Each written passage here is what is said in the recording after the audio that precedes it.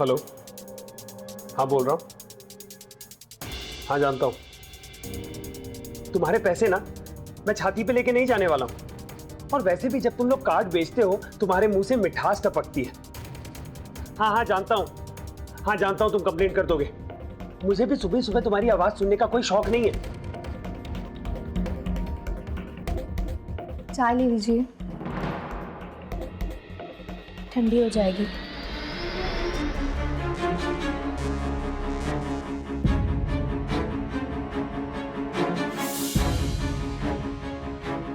जहर ठंडा हो या गर्म लेता तो जान ही है ना। ये कितनी घटिया चाय बनाई है। सॉरी, लेकिन दूध वाला हो या राशन वाला, मैं तो उनसे नजरें नहीं मिला सकती। उधारी जो इतनी है, शायद इसीलिए चाय ठीक नहीं बनी है। एक बात थी, बोलूं? जल्दी बोलो, मुझे और भी बहुत काम है। आप वो पुरानी वाली जो जॉब थी एजेंसी वाली, वो क्यों नहीं कर लेते? उससे हमारा खर्चा निकल जाया करता था। मैं अब खुद से हिम्मत हारने लगी हूँ। कोशिश तो कर रही हूँ, लेकिन घर का खर्चा। पति पत्नी साथ मिलकर पूरी जिंदगी बिता देते हैं और तुम्हें खर्चे की पड़ी है। घर से पैर बाहर निकलते नहीं है तुम्हारे, और तुम मुझे दुनियादारी सिखा रही हो। तुम एक काम करो, निकल जाओ यहां से। वैसे भी तुम्हें पेंटिंग का पी तो आता नहीं है। यहां खड़ी होकर देख क्या रही हो?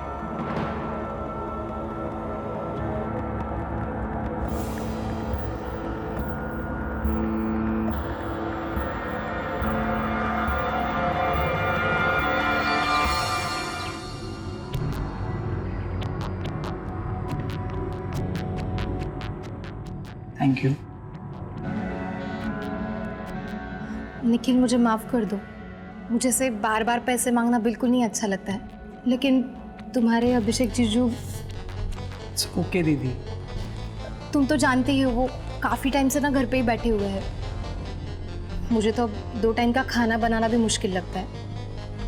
जैसे ही उनके पैसे आ जाएंगे ना, सबसे पहले मैं तुम्हें लौटा दूंगी। दीदी आराम से दे देना, मैं कहाँ भागा जा रहा हूँ। मुझे एक बात समझ में नहीं आती, बाबा को अभिषेक ही क्यों मिले थे? कम से कम ऐसा लड़का ढूंढ लेते जो घर के खर्चे उठा पाता। ऐसे हाथ तो फैलाने नहीं पड़ते ना। दीदी बुरे टाइम से तो सभी निकलते हैं। तुम एक बार उनसे बात क्यों नहीं कर लेते? हो सकता है कुछ बातें मर्द एक दूसरे को समझा सकते हैं। मुझे तो पेंटिंग का पी भी समझ में नहीं आता है। मैं बात करता हूँ दीदी, आप शांत हो जाइए। वैसे एक बात कहूँ दीदी, आपको कंप्लेन करने की आदत सी पड़ गई है, और आपको तो ये भी नहीं पता कि इन 4 दीवारी के बाहर पति अपनी पत्नी को किस तरह से रखते हैं। अभिषेक जीजू एक बहुत अच्छे इंसान है, और आपको तो शुक्रिया करना चाहिए कि वो आपके पति हैं। थोड़ा एडजस्ट करना सीखिए। एडजस्ट तो मैं कर और रही। एक बात और, पत्नी को अपने पति के काम और कमाई पर कभी नजर नहीं रखनी चाहिए।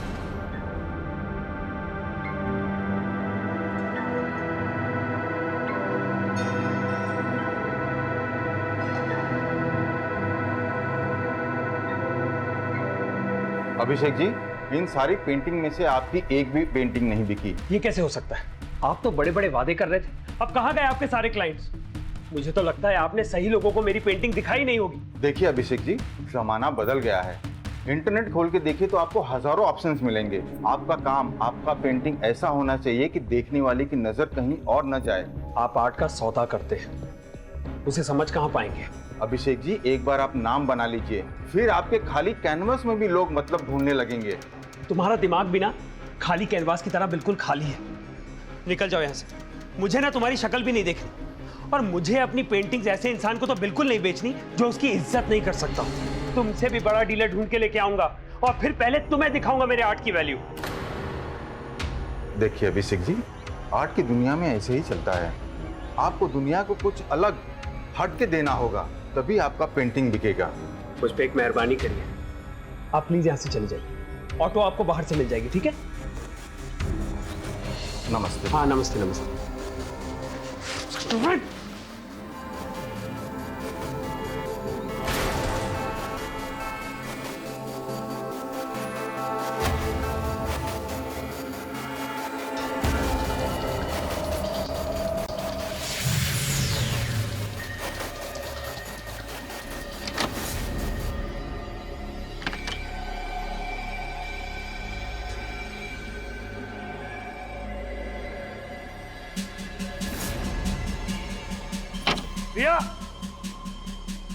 रिया, रिया बाहर आओ।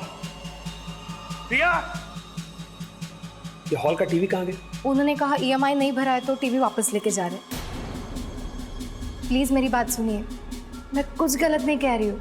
आप जल्दी से कोई नौकरी ढूंढ लीजिएगा, घर की हालत दिन ब दिन बहुत खराब हो। तुम ना मेरी बीवी बनने के लायक ही नहीं। क्यों मुझे मेरी पेंटिंग से दिन पे दिन दूर लेके जाती जा रही हो? और क्या हो गया तुम्हें? कब से इतनी लालची हो गई हो? अरे टीवी चला गया तो चला गया। तुम्हारी जगह ना वो चूल्ही चक्की के पीछे है। आर्ट के बारे में कुछ जानती तो हो नहीं। आज के बाद जुबान से एक लफ्ज और मत निकालना। एक्चुअली एक काम करो, अभी के अभी मेरे घर से निकल जाओ। Just get out.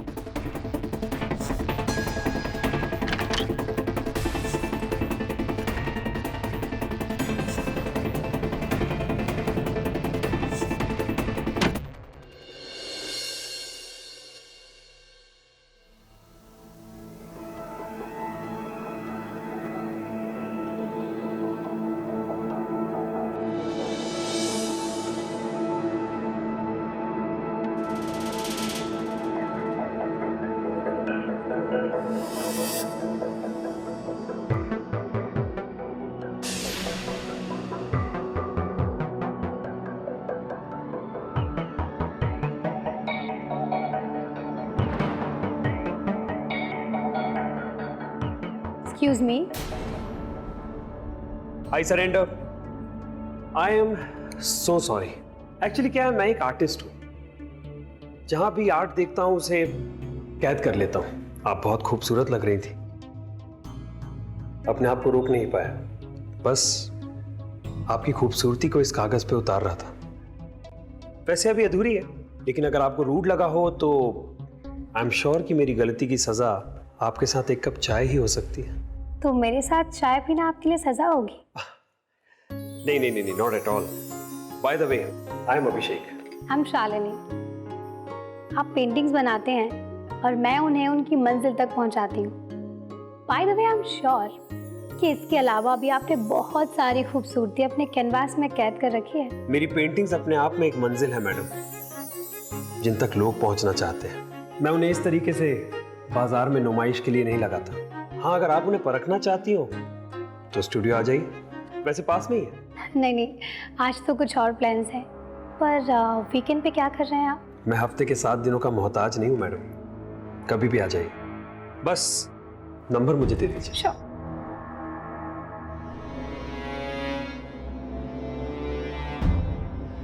ठीक है, मैं आपको अपना एड्रेस भेजता हूँ। श्योर।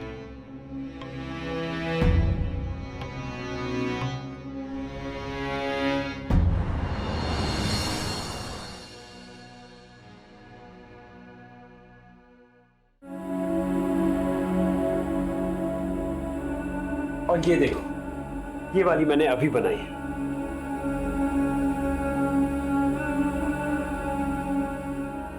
पेंटिंग्स तो कई देखी है मैंने, लेकिन ये कुछ अलग है।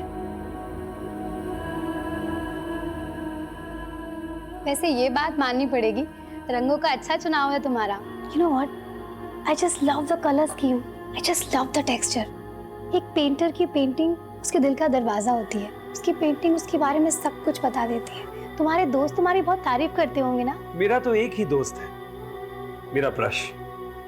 और वैसे भी एक परफेक्ट टेक्निक के बिना एक पेंटिंग हमेशा अधूरी रहती है। हुजूर की इस बात पे 2 कप परफेक्ट चाय हो जाए। अभी लेके आया।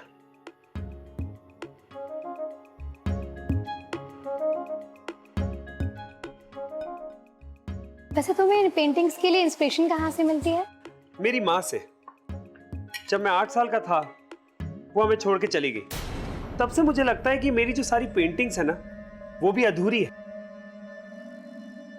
एक फाइनल टच नहीं है उनमें।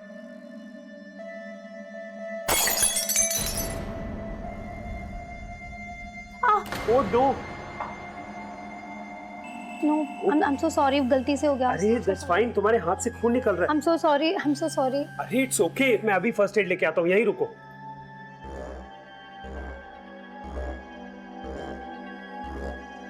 I'm so sorry, गलती से हो गया। इट्स ओके शालिनी, कोई बात नहीं। मैं तुम्हें बैंडेज लगा देता हूँ, दिखाओ तुम्हारा हाथ दिखाओ। It's fine.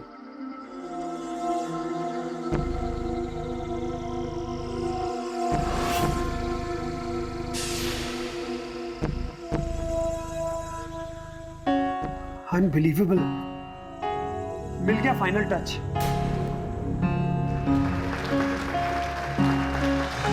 दीदी देखिए, उनकी एक पेंटिंग ने उन्हें कहां से कहां पहुंचा दिया। आज कुछ लोग बात कर रहे हैं, कल पूरी दुनिया बात करेगी। निखिल, मुझे भी तो समझो। वो जितना प्यार अपने पेंटिंग से करते हैं ना, उसका आधा भी मुझसे नहीं करते हैं। उनकी दुनिया वो ब्रश से शुरू होती है और कैनवास पे खत्म हो जाती है। तो दीदी आपको घर किसने छोड़ने के लिए बोला था? आप भी सॉरी बोल सकती थी ना। मुझे निकाला गया था वहां से। प्रॉब्लम्स कौन सी शादी में नहीं होती, पर इसका मतलब ये तो नहीं कि आप अलग रहने लगो।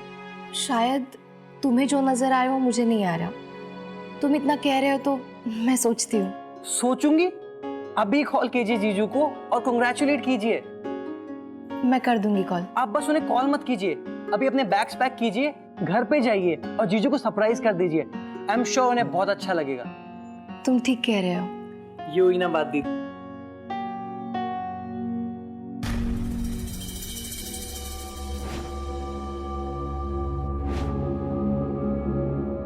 White rose Shalini, master of colours के लिए अब कोई और रंग देने का हक तो तुमने मुझे दिया नहीं। तुम भी ना। बैठो।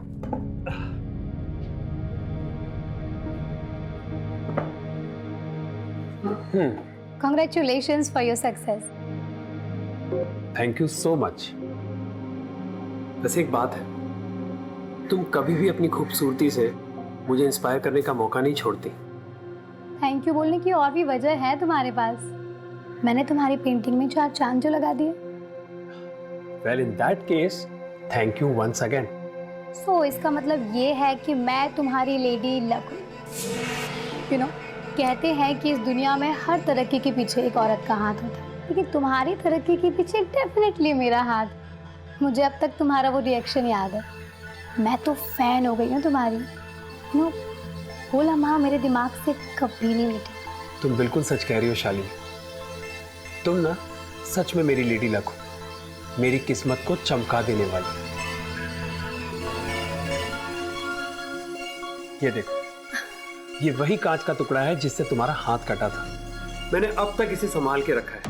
ये मुझे मेरी पहली कामयाबी की हमेशा याद दिलाएगा। शुक्र है कि खाली कांच का टुकड़ा रखा है, वरना तुम तो मुझसे मेरे हाथ मांग लेते। वैसे ये भी सही है, तुम मेरी लेडी लक हो ना, तो एक काम करता हूँ, मैं तुम्हें हमेशा के लिए अपने स्टूडियो में रख लेता हूँ। तुम सच में मेरी लेडी लक हो। अभिषेक अपने ही ख्यालों में उलझा हुआ एक व्यक्ति था, जिसकी जिंदगी की सबसे बड़ी मुश्किल थी कामयाबी की सीढ़ियां चढ़ना। लेकिन नाकामयाब होने की वजह से वो दिन ब दिन अपनी ही नजरों में गिरता जा रहा था। नमस्कार, मैं अमित पचौरी और आप देख रहे हैं क्राइम अलर्ट। आज की हमारी ये कहानी एक ऐसे कलाकार की है जिसकी कला ही उसकी सबसे बड़ी दुश्मन बन गई। अभिषेक अपनी जिंदगी में तो खुश था ही नहीं, वो अपनी पत्नी को भी खुश नहीं रख पा रहा था, जिसके चलते उसकी पत्नी प्रिया उसका घर छोड़कर अपने भाई के पास चली गई, क्योंकि अभिषेक बदलना ही नहीं चाहता था। ये बड़ी अजीब बात है कि हम किसी भी चीज को अपना लकी चार्म मानकर बैठ जाते हैं। अभिषेक को वो सब मिल रहा था जिसकी उसे भूख थी, पैसा, शोहरत, इज्जत और प्यार। लेकिन इन सब चीजों के लिए उसका जुनून धीरे धीरे और बढ़ता जा रहा था। अब देखना यह है कि क्या अभिषेक कामयाबी की बुलंदियों को और छुएगा, या फिर उसकी जिंदगी में कुछ ऐसा होने वाला था जिसे हमने सपने में भी नहीं सोचा होगा।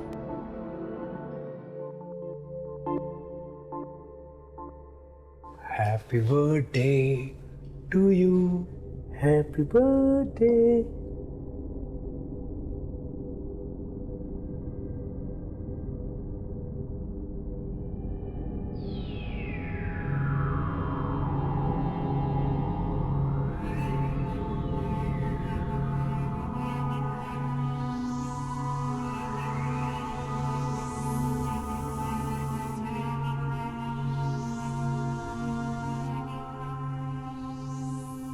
The number you are trying to call is currently switched off. Please try again later.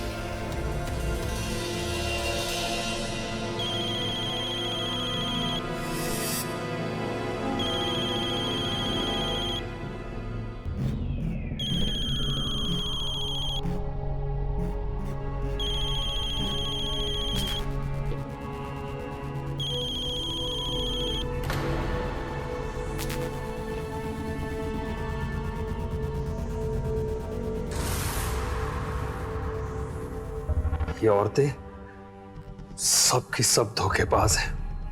Lady luck, हाँ?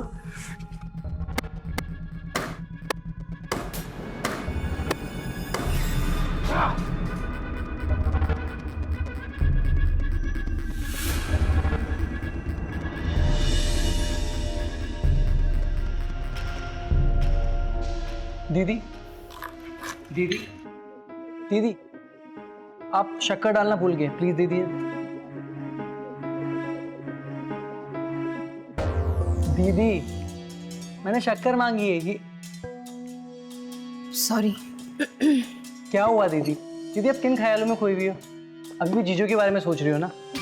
सुबह मैंने उनको कॉल किया था और उन्होंने फोन काट दिया। पता नहीं किस हाल में है। टाइम पे खाना खाते हैं या नहीं, मुझसे बात भी करना चाहते हैं या अभी तक नाराज है। दीदी, आप बहुत ज्यादा सोच रहे हो। जीजू ऐसे आदमी बिल्कुल भी नहीं है। एक मिनट, आप ना ये सब छोड़िए, छोड़िए प्लीज, छोड़िए। यहाँ बैठिए, आप ब्रेकफास्ट कीजिए। टेंशन तो मुझे उनके गुस्से की है। छोटी छोटी बात पे ना सीधे उनका हाथ उठ जाता है। दीदी, आप भी ना कुछ ज्यादा ही सोच रहे हैं। शादी प्यार मोहब्बत के सिवा एडजस्टमेंट और कॉम्प्रोमाइज से भी चलती है। दीदी, कौन सी शादी है जिसमें लड़ाइयाँ नहीं होती? अब मुझे और सुलेखा को ही ले लीजिए। अभी अभी हमारी एंगेजमेंट हुई है और फिर भी झगड़े हो जाते हैं। अच्छा, आप मुझे एक बात बताइए, कल को सुलेखा और मेरी कोई लड़ाई होती है और सुलेखा अपने घर चली जाती है, आप बताइए, आप तो बड़े हैं, क्या वो सही है? फिर दीदी, आप ये परफेक्ट मैरिज का ख्वाब ना प्लीज अपने दिमाग से निकाल दीजिए।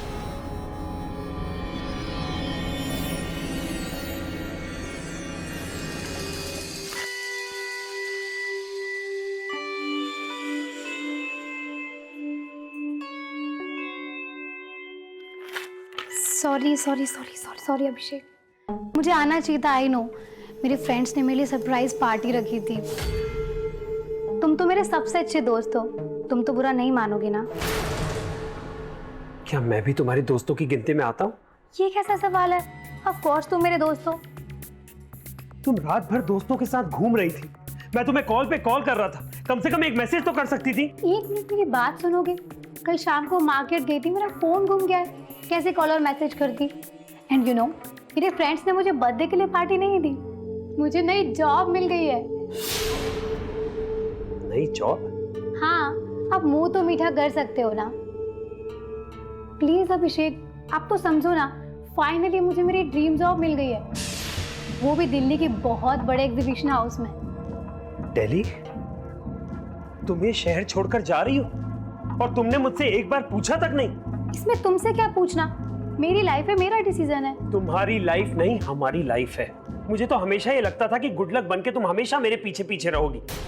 मुझे उस पेंटिंग के लिए अवार्ड भी तुम्हारी वजह से मिला था। नहीं शाली, तुम नहीं जा सकती, तुम्हें अपना ये ड्रीम जॉब छोड़ना पड़ेगा बस। अभिषेक, तुम बहुत ओवर रिएक्ट कर रहे हो। मैंने तुम्हें कोई कमिटमेंट नहीं दी और हम बस प्रोफेशनली फ्रेंड्स हैं। तुम मेरा लकी चार्म हो, तुम मेरी जिंदगी बना सकती हो। मैंने तुमसे कहा था ना कि मैं स्टूडियो में तुम्हें हमेशा के लिए रख सकता हूँ। बस अभिषेक, बहुत ड्रामा हो गया तुम्हारा। ड्रामा तो तुम कर रही हो। तुम्हारे बिना मेरी पेंटिंग्स अधूरी है। तुम मेरी पेंटिंग्स का लास्ट टच हो।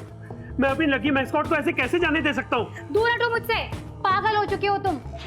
हाँ, मैं पागल हो गया हूँ और मेरे इस पागलपन से बाहर निकलने का तुम्हें रास्ता भी नहीं मिलने वाला। You know what?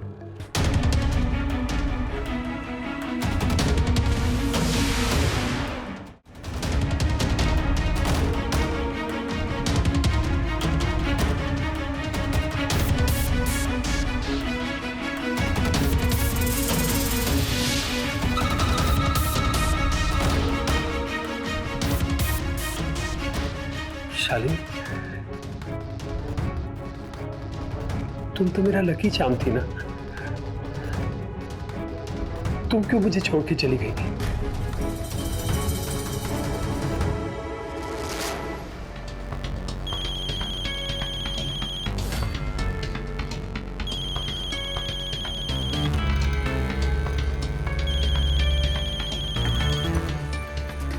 Hello hello प्रिया, मैं तुम्हें बाद में फोन करता हूँ।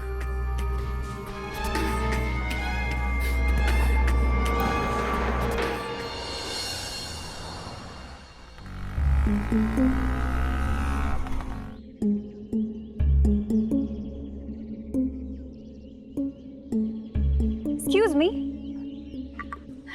एक्सक्यूज मी, आप अभिषेक मित्तल है ना?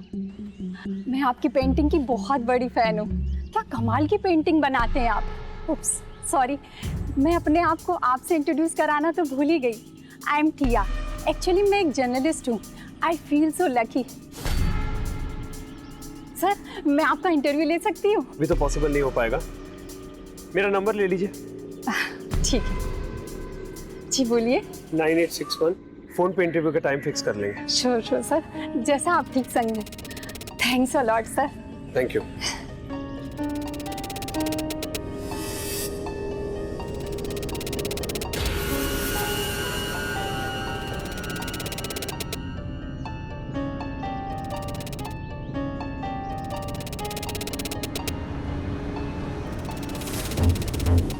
साहब, मेरी बेटी मुझे बताए बिना कहीं आया जाया नहीं करती थी। उसका इस दुनिया में सिर्फ मैं ही एक सहारा हूँ साहब। शालिनी ने पहले कभी ऐसा नहीं किया। देखिए, आप प्लीज इतना ज्यादा मत घबराइए। साहब, मैं कैसे न घबराऊं? ये लीजिए उसकी डिटेल्स। इसकी फोटो बाकी पुलिस स्टेशंस में ईमेल कर दो। शहर की हर वो जगह जहां ये लड़की आती जाती रहती थी, वहां खुद जाके पता लगाओ। हॉस्पिटल्स, रेस्टोरेंट्स, बैंक्स, हर जगह छान मारो। और शालिनी के कॉल डिटेल्स भी चाहिए मुझे। ठीक है सर। क्या शालिनी शहर से बाहर जाया करती थी? वो पेंटिंग के एग्जीबिशन के सिलसिले में अक्सर बाहर आया जाया करती थी। क्यूरेटर है ना वो, और इन दिनों तो वो फ्री थी साहब। उसके बाहर जाने का कोई प्लान ही नहीं था। मैं आपकी सिचुएशन समझ सकता हूँ। कुछ भी खबर मिले, कुछ भी पता चले, हमें जरूर इन्फॉर्म कीजिए। जी जीजू, मेरा यकीन कीजिए, दीदी अभी भी सिर्फ आपके बारे में बातें करती है। अब आपने उन्हें गुस्से में निकाल दिया और उन्होंने भी माफी नहीं मांगी। मेरा ये मानना है कि आप दोनों को ना फिर से साथ में हो जाना चाहिए। अब छोड़िए ना इन बातों को जीजू। मैं क्या छोड़ूं? तेरी दीदी ने पकड़ के रखी है बातें। गलती कौन नहीं करता रिश्तों में, लेकिन सबसे बड़ी बात यह है कि दीदी को अपनी गलती का एहसास है। मुझे लगता है आप दोनों को साथ हो जाना चाहिए। प्लीज ना जीजू, छोड़िए ना प्लीज। दीदी का चमचा, बिल्कुल अपने बाप की तरह बात करता है तू। अच्छा चल बता, प्लान क्या है? अच्छा, मैं एक काम करता हूँ, मैं जल्दी से दीदी को कॉल करके बुला लेता हूँ और चाय भी बना देता हूँ। दीदी खुश हो जाएगी। अरे लेकिन घर में तो कुछ सामान है ही नहीं। एक काम कर, हाँ, बाहर जाके सामान ले आ, तब तक मैं स्टूडियो का काम खत्म कर लेता हूँ। ठीक है? ये सही रहेगा। चलो ठीक है, मैं जाता हूँ। बाय।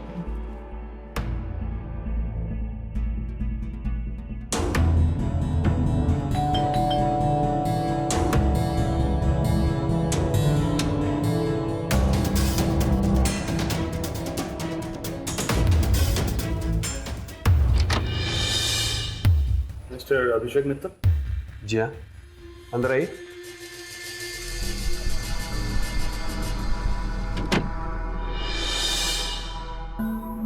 आई। मैं शालिनी के बारे में पूछताछ करनी थी। Shalini, painting curator. जी बोलिए। मिस शालिनी लापता है। क्या? लापता है? यस। और उनके कॉल रिकॉर्ड्स के हिसाब से सबसे ज्यादा बातचीत उनकी आपसे होती थी। देखिए इंस्पेक्टर साहब, मेरी बात शालिनी से सिर्फ काम के सिलसिले में होती थी, क्योंकि मैं भी एक पेंटर हूँ। अच्छा ये बताइए, आप आखिरी बार शालिनी से कब मिले थे? हमारी मुलाकात सिर्फ एग्जीबिशंस में हुआ करती थी बस। और पेंटिंग के बारे में कुछ ज़रूरी काम होता था, मैं तो उन्हें तभी फ़ोन करता था। इससे ज़्यादा मैं कुछ नहीं जानता। चलिए मिस्टर अभिषेक, आप शहर में ही रहिएगा। एंड वन मोर, अगर शालिनी का किसी और कोई नंबर से कॉल आए तो हमें ज़रूर इन्फॉर्म कीजिए। जी ज़रूर। सर, वो बड़ी नदी है ना जो शहर के साथ बहती है, वहाँ पे एक लड़की की लाश मिली है। एक्सक्यूज मी सर, शालिनी जिंदा नहीं है क्या? क्या ये उसी की बॉडी के बारे में बात कर रहे हैं? हम बस अपनी ड्यूटी कर रहे हैं, लेकिन बहुत जल्द सब पता चल जाएगा। बहुत जल्दी मिलते हैं आपसे।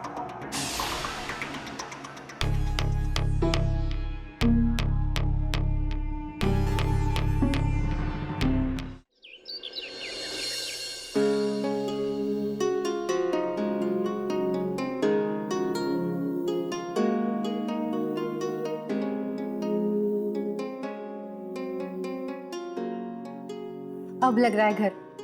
थोड़े ही दिनों में क्या हालत हो गई थी घर की।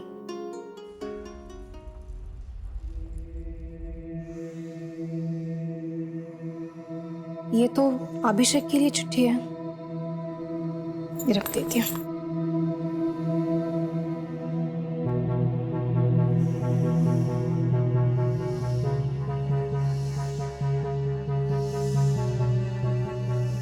अरे ये क्या है?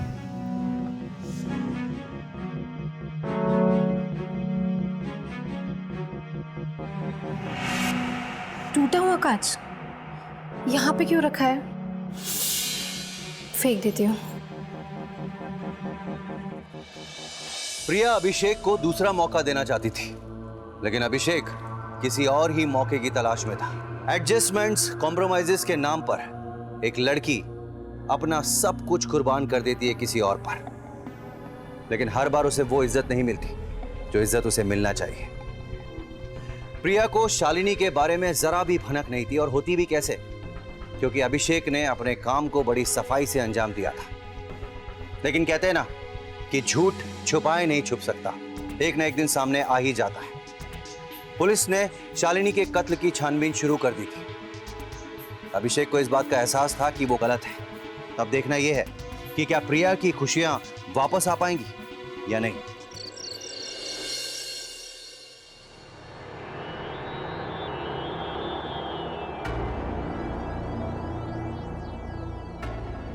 अच्छा हुआ आप आ गए। वो आज करवा चौथ है ना, तो मैं सोच रही थी चांद निकलने के बाद हम साथ में खाना खाते हैं। लेकिन आप बहुत थके हुए से लग रहे हैं, तो मैं आपके लिए खाना लगा दूं? ओ वाह, करवा चौथ। तो ऐसा करते हैं ना, मुझे स्टूडियो का थोड़ा काम है, मैं वो ख़त्म करके आ जाता हूँ। तुम मेरे लिए एक कप कॉफ़ी बना दो, मैं साथ में ले जाऊँगा। ठीक है, अभी बना देती हूँ। अच्छा सुनो, मेरे लिए कोई लेटर आया क्या? अरे हाँ, वो मैंने आपकी कबर्ड में रखा है। ठीक है।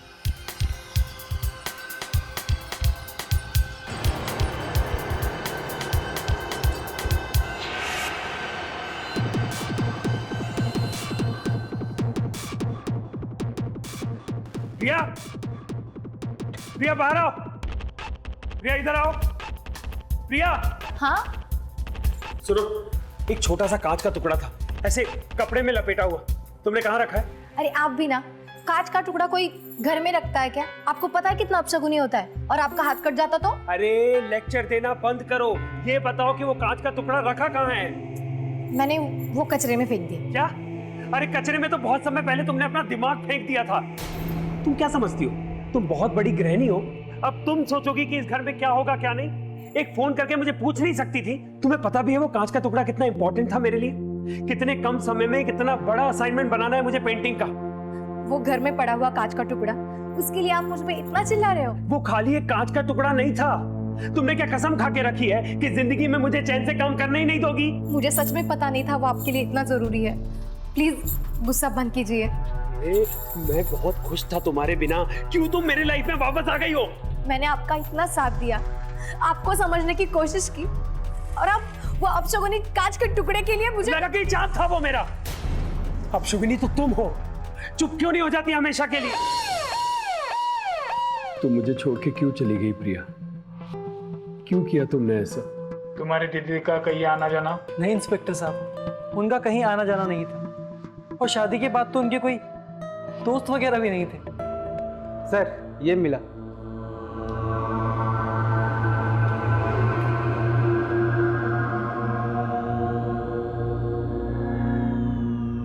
मिस्टर अभिषेक,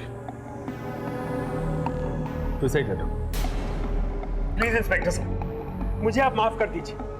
मेरी बीवी मेरा पहला और आखिरी प्यार थी। प्लीज आप मुझे मेरे हाल पर छोड़ दीजिए। निखिल प्लीज, प्लीज तुम कुछ करो। प्लीज इनसे कहो मैं किसी से कोई बात नहीं करना चाहता। जीजू आप क्यों परेशान हो रहे हैं? मैं हूं ना यहाँ पे, आप बैठिए।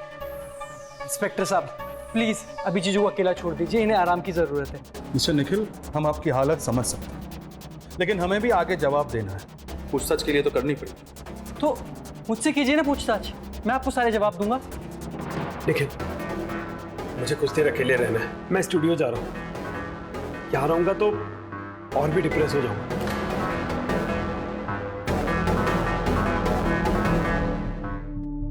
मिस्टर निखिल, पोस्टमार्टम रिपोर्ट कुछ ही देर में तैयार हो जाएगी, हम फिर से स्टेटमेंट ले लेंगे। एक चीज बताइए, आप श्योर हैं आपकी बहन सुसाइड कर सकती थी?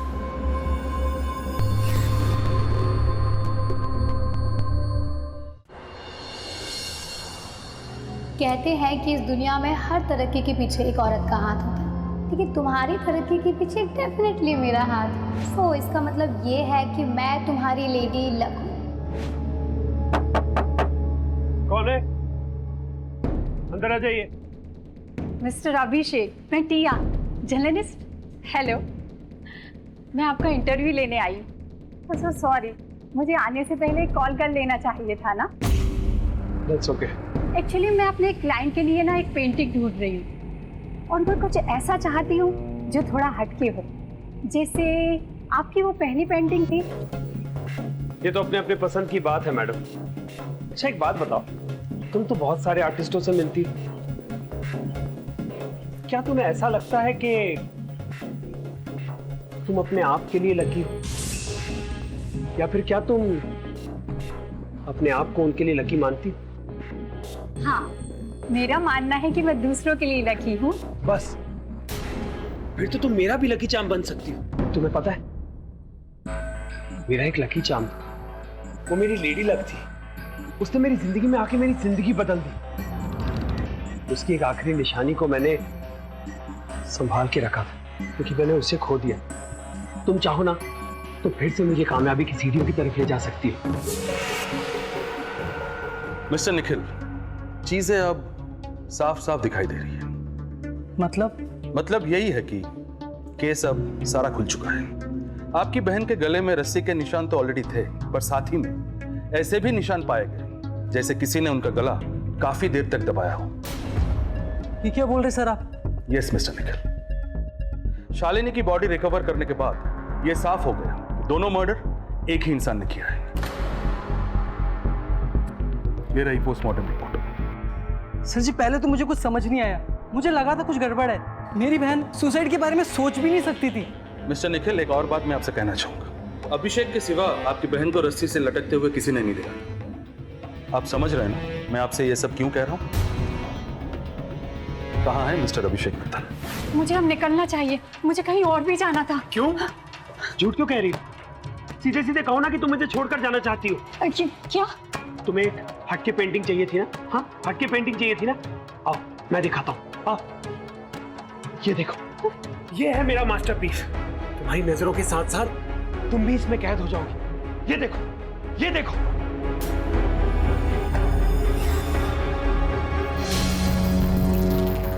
ये तो ब्लैंक है। ब्लैंक थी, लेकिन अब तुम आ गई हो ना, मेरी लकी मैस्कॉट। मैं आपकी मदद तो कर दूंगी, लेकिन मेरे आने से आपकी जिंदगी में लक नहीं आया तो? तुम उसकी फिक्र मत करो, मेरी नजरें कभी धोखा नहीं खाती। मुझे अभी भी याद है किस तरीके से तुमने अपने लकी होने के किस्से सुनाए थे और फिर मुझे इंटरव्यू के लिए अप्रोच किया था। बिल्कुल शालिनी की तरह तुम भी मेरा लकी चार्म, बिल्कुल शालिनी की तरह। अभिषेक मित्तल, मेरे पास और कोई रास्ता नहीं था इंस्पेक्टर। सब लोग मुझे छोड़ के जा रहे थे, मेरा काम तो कोई नोटिस ही नहीं कर रहा था। बैंक लोन से मैं कर्जों में डूब चुका था। मेरी पत्नी प्रिया, वो भी मुझसे खुश नहीं थी, मुझे ताने मारती रहती थी। और फिर मेरी जिंदगी में शालिनी आई। मुझे ऐसा लगा जिस सक्सेस की मैं तलाश में हूं, वो तो मुझे शालिनी दिला सकती। और तुमने उससे उसकी जान ही मांगी। मैं उससे कुछ ज्यादा नहीं चाहता था, मैं तो इतना चाहता था कि वो मेरे साथ मेरी जिंदगी का एक हिस्सा बन के रहे, लेकिन उसे भी मुझसे दूर जाना था। वो दिल्ली जाना चाहती थी, वो मेरी लकी मैस्कॉट थी। अगर आज वो होती तो मैं कहां से कहां होता। और प्रिया ने भी तो सुसाइड नहीं किया था ना? मुझे सच में पता नहीं था वो आपके लिए इतना जरूरी है। प्लीज गुस्सा बंद कीजिए। मैं बहुत खुश था तुम्हारे बिना, क्यों तुम मेरी लाइफ में वापस आ गई हो? मैंने आपका इतना साथ दिया, आपको समझने की कोशिश की, और अब वो अपशगुनी कांच के टुकड़े के लिए मुझे लगा कि चांद था वो मेरा। अपशगुनी तो तुम हो, चुप क्यों नहीं हो जाती हमेशा के लिए? बहुत पंख निकल आए तेरे प्रिया, तुझे तेरी असली औकात दिखानी पड़ेगी। मैं कह रही हूँ आगे मत आइए, प्लीज आगे मत आइए।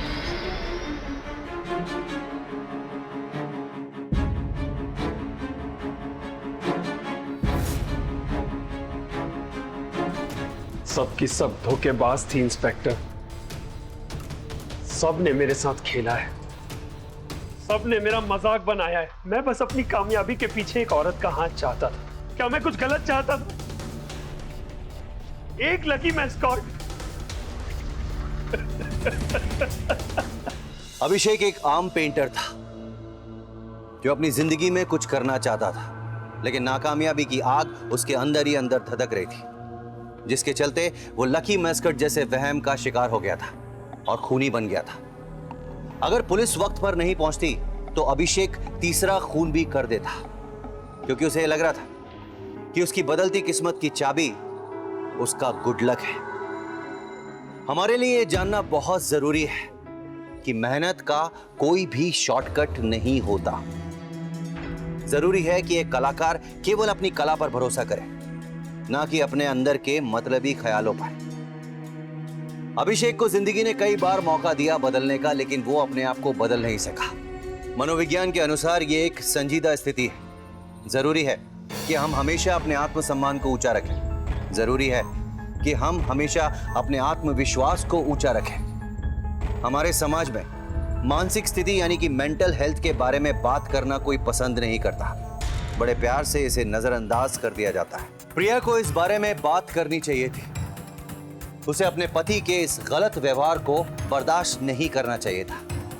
खुद अपने भाई के कहने पर उसने अपनी शादी में इतना कॉम्प्रोमाइज कर लिया था कि उसे अभिषेक की ये हरकतें बहुत आम लग रही थी। इसमें निखिल की भी उतनी ही गलती थी। उसे अपनी बहन की बातों को अनसुना करके इस निष्कर्ष पर नहीं पहुंचना चाहिए था कि शादी ब्याह में तो ये एक आम बात है। एक भाई होने के नाते उसे अपने जीजा की हरकतों का विरोध करना चाहिए था, जो कि उसने नहीं किया। और अफसोस, 2 मासूमों की जान चली गई और एक हुनरमंद कलाकार आज जेल की सलाखों के पीछे है। इसी के साथ मैं अमित पचौरी आज की इस कहानी में विदा लेता हूं आपसे। फिर मुलाकात होगी एक सच्ची सनसनीखेज वारदात के साथ। तब तक याद रखिएगा, क्राइम से अगर बचना चाहते हैं तो अलर्ट रहिए। क्राइम अलर्ट, जुर्म के खिलाफ आवाज।